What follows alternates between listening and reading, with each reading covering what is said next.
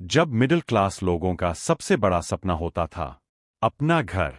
लेकिन आज इंडिया की नई जनरेशन यानी जेनज़ेड के लिए घर खरीदना धीरे धीरे एक सपना नहीं बल्कि एक इम्पॉसिबल मिशन बनता जा रहा है, क्योंकि सैलरी कम है, प्रॉपर्टी प्राइसेस आसमान छू रही है, ईएमआई जिंदगी खत्म कर रही है और इन्फ्लेशन हर साल सपनों को और महंगा बना रही है। तो सवाल यह है, क्या आने वाले समय में मिडिल क्लास कभी घर खरीद भी पाएगी, या फिर भारत में ओन हाउस सिर्फ रिच लोगों के लिए बच जाएगा? वीडियो में हम जानेंगे इंडिया में घर खरीदना इतना मुश्किल क्यों हो गया, जेनज़ेड की सबसे बड़ी फाइनेंशियल प्रॉब्लम क्या है, होम लोन का हिडन ट्रैप, और रिच लोग कैसे प्रॉपर्टी गेम जीतते हैं। वीडियो के अंत तक आप समझ जाएंगे कि क्यों भारत का घर खरीदने का सपना धीरे धीरे खत्म हो रहा है।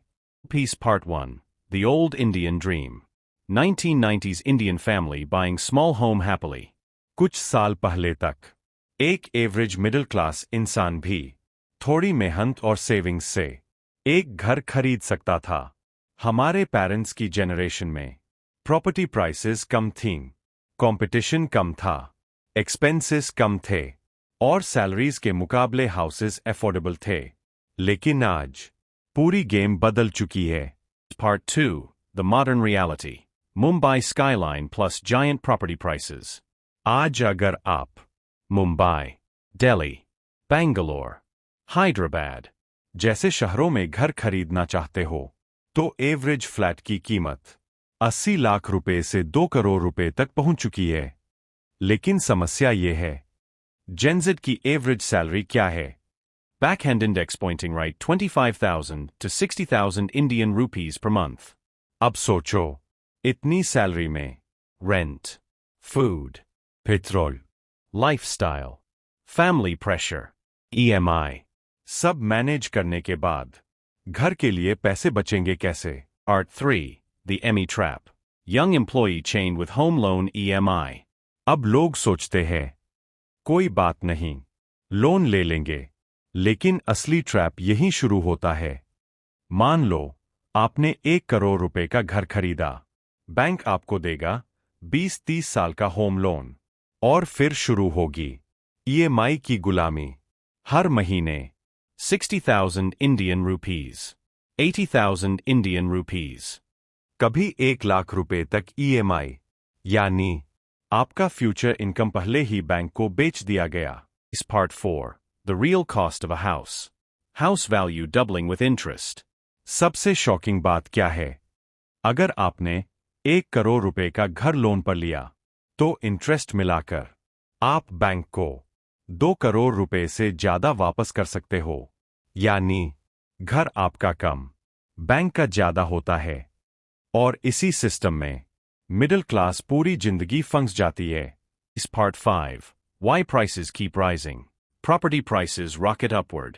प्रॉपर्टी प्राइसेस आखिर इतनी तेजी से बढ़ क्यों रही है? इसके पीछे कई कारण हैं। White heavy checkmark population growth, white heavy checkmark limited land, white heavy checkmark real estate investors, white heavy checkmark black money, white heavy checkmark rich people buying multiple properties, white heavy checkmark expensive metro cities। और सबसे बड़ा कारण demand ज्यादा है, supply कम, इसलिए houses हर साल और महंगे होते जा रहे हैं। Part 6, The Gen Z Crisis, Young People Depressed Looking at House Prices। जेनज़ेड की सबसे बड़ी प्रॉब्लम यह है, Low starting salaries, expensive lifestyle, inflation, job insecurity, rising rent, no financial education। आज का युवा घर खरीदने से पहले ही ईएमआई, क्रेडिट कार्ड डेट और स्ट्रेस में फंस जाता है। इस part 7, social media pressure, Animation, Instagram Luxury Lifestyle। Social media ने सिचुएशन और खराब कर दी। हर जगह luxury homes, rich influencers, expensive lifestyle, dream apartments देखकर यंग पीपल खुद को अनसक्सेसफुल फील करने लगते हैं। लेकिन रियलिटी क्या है?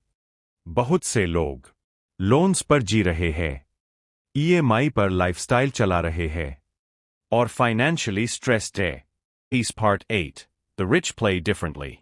Rich businessman buying assets. Rich लोग घर को सिर्फ घर नहीं समझते, वे उसे investment, asset, cash flow opportunity की तरह देखते हैं, जबकि मिडिल क्लास इमोशनली डिसीजंस लेती है। यही सबसे बड़ा फर्क है। इस part 9, the big question, young Indian looking at city skyline. तो क्या जेनज़ेड कभी घर नहीं खरीद पाएगी? ऐसा नहीं है, लेकिन पुराना तरीका अब काम नहीं करेगा। सिर्फ सैलरी से आज के समय में बड़ा घर खरीदना बेहद मुश्किल है। नई जनरेशन को सीखना होगा। White heavy checkmark investing. White heavy checkmark financial planning. White heavy checkmark multiple income sources. White heavy checkmark smart money habits.